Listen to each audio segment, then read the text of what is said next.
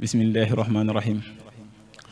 nañu defoon gaaya gëmoon yónneen ba misaal ma war naa am ci gaayi Bamba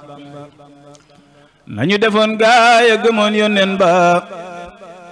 misaal ma war naa am ci gaayi Bamba waaye farañse not na góori Sénégal ñii ñu fetal ñii ñu dugal ci seeni gaal ñii génn gàddaay far di dem ba faatu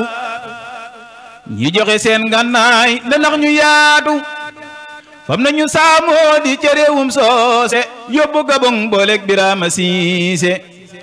taalal ko puur ba ñuy lakkay mbulañse def ko ci biir laa xawla bi farañse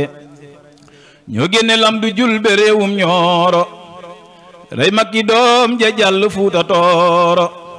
ñoo dellu rey almaami Ali Bukar yóbbu Gabon doom jo ñu woon ko puutar ñoo génne Albureegi Samba Jeelaaw sëñ Musaa ne ñoo génne Albureegi Samba Jeelaaw ñoo génne Albureegi Samba Jeelaaw fugraati yéen penku ne leen ma waawaaw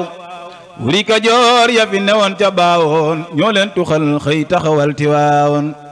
raatale doomi buur ya woon fa Saalum raatale Siin Gànnaar taxaw ne Maalum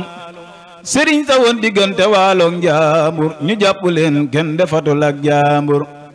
ay na sëriñ Màkke Biraama Xaadi ñoo ko ne cas demoora woon kuy xaadi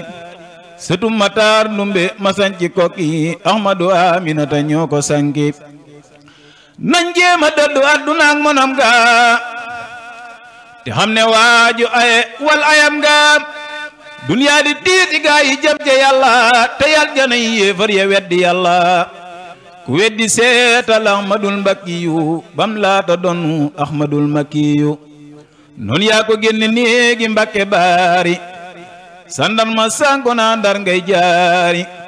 mu jaari Ndar muy bëgg mel ni Daaru ñu dal di koy jalax mu wey Ndakaaru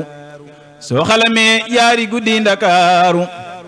ba dégg wax jëmbër ma wax nga waaru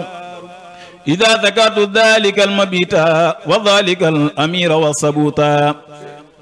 ida zakartu dhalika almabita wa dhalika alamira wa sabuta tarat ila aljihadi bilarmahi nafti walakin dabani almahi noon yaa ko génne foofa yóbbu galwa mu sax juróom yaari atam ci balwa